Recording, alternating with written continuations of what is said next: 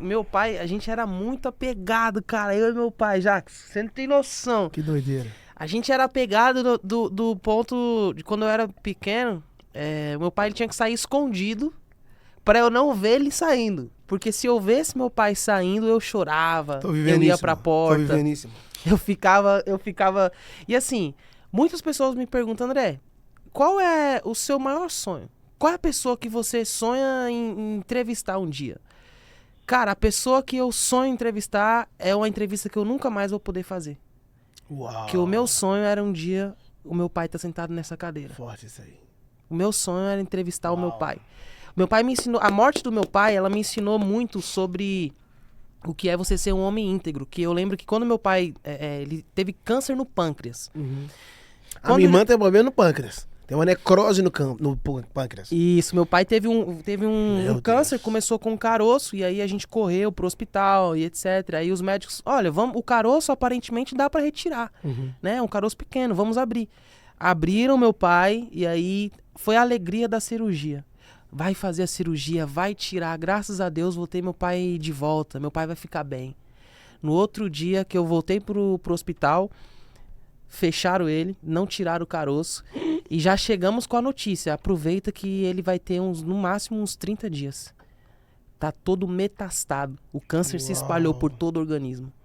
Meu Deus. E como eu, como filho, né, o único filho homem que meu pai teve, como eu, como filho, meu pai na cadeira de roda, magro, naquele processo doloroso, saí com meu pai na porta do hospital e pra mim, dizer pra ele, dar a notícia pra ele.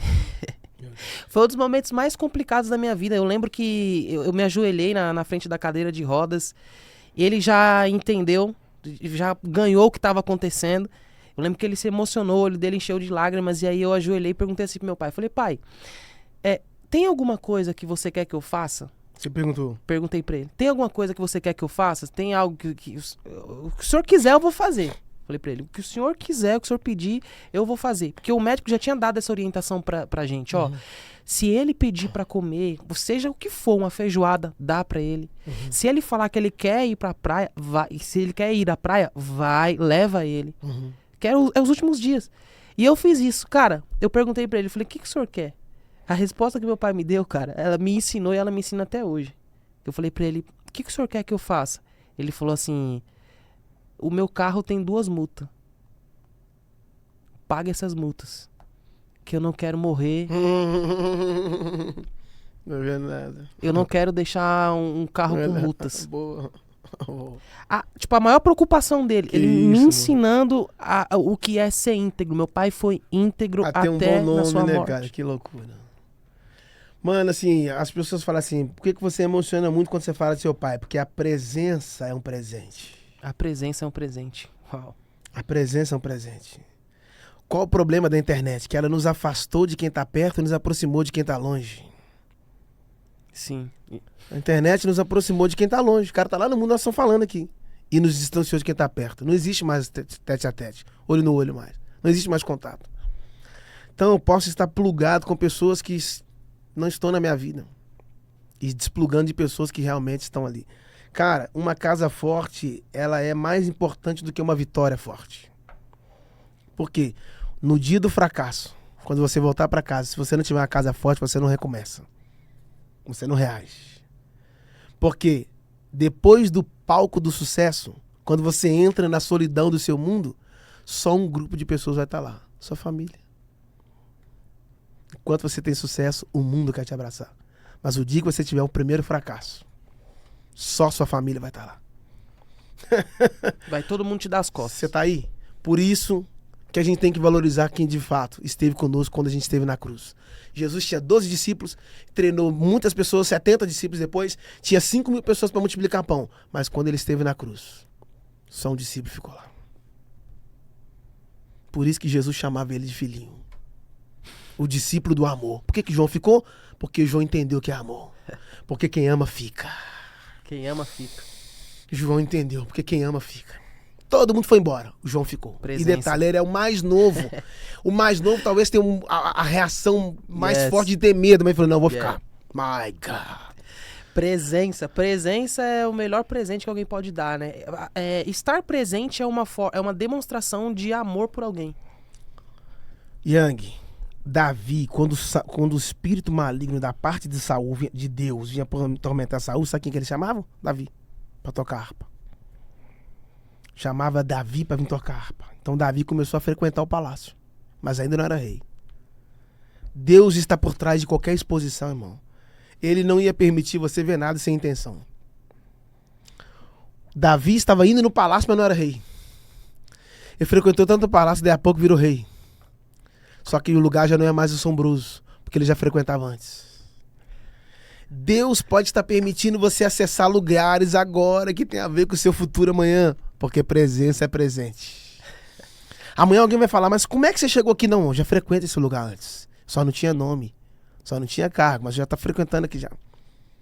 Mas você está no trono? Pois é, mas eu não cheguei no trono, eu cheguei como servo, estava aqui tocando harpa. O tempo foi passando. Então não permita que o medo roube as suas oportunidades. Não deixe... Uau! Não permita que o medo... Roube as suas oportunidades. O maior ladrão do mundo chama-se o medo. Se o medo intimidar a sua fé, você não pode produzir o 100%. O medo, ele é o boicote do seu conhecimento. Você pode saber muito, mas se você tiver medo na hora, o medo é um blackout. É um blackout. Ele te cega, ele te trava. E tem oportunidades que o medo não pode acessar com você. Tem hora que você tem que ter medo. Porque o medo canalizado no lugar certo é produtivo. Como assim, Jackson? O medo de roubar. O medo de mentir. Eu não vou fazer isso. Isso acaba sendo temor. Não sei se você está entendendo o que eu tô querendo dizer. Agora, o medo não pode ser seu governo. O medo não pode ser seu governo. Yang, se alguém falar que não tem medo, tá mentindo. Todo mundo tem um medo na vida. Ou não? Todo mundo tem um medo na vida. Medo de ficar pobre, medo de morrer, medo... Todo mundo tem um medo. A questão não é saber o tamanho do seu medo. A questão é saber até quanto você permite ele acessar a sua vida. Até quanto você dá espaço para esse medo governar você. Tem gente que não enriquece porque tem medo. Tem um talento dentro de si, mas não consegue colocar para fora porque o medo não deixa. O medo não deixa ele colocar para fora, então ele vai e coloca o medo para dentro. Uma questão sobre o medo. Pedro tá andando e a Bíblia diz que ele sentiu o vento forte e teve medo. E começou a afundar. Por que ele começou a afundar? Porque teve medo. Porque não tem como andar com medo.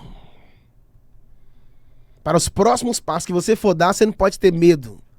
Porque quem tem medo não anda, quem tem medo afunda. Quem tem fé não afunda, quem tem fé anda. Quem tem fé anda. Isso aí, irmão. Porque o justo vive pela fé. Pela fé. É a fé que te faz andar. O medo te paralisa. Quando você tá vendo filme de terror, você percebeu que você não olha nem pros lados? Porque o medo te paralisa. Neutraliza, você fica travado. Você não quer reagir. Pessoas não investem por causa do medo. Pessoas não sonham por causa do medo. E o medo tem um agente. Vamos mais fundo? O medo tem um agente chamado pressão. Ameaça. Tudo é agente do medo.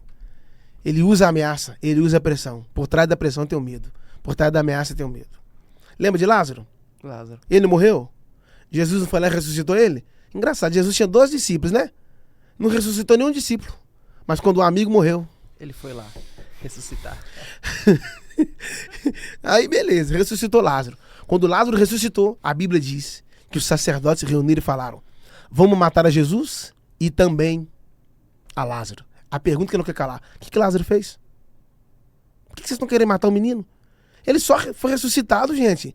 O menino não matou ninguém, não brigou com ninguém. Ele só foi ressuscitado e vocês estão querendo matar ele. Mas o mistério é: você acha que Lázaro ficou com medo? Pra quem já morreu uma vez, irmão? Pra quem já morreu uma vez?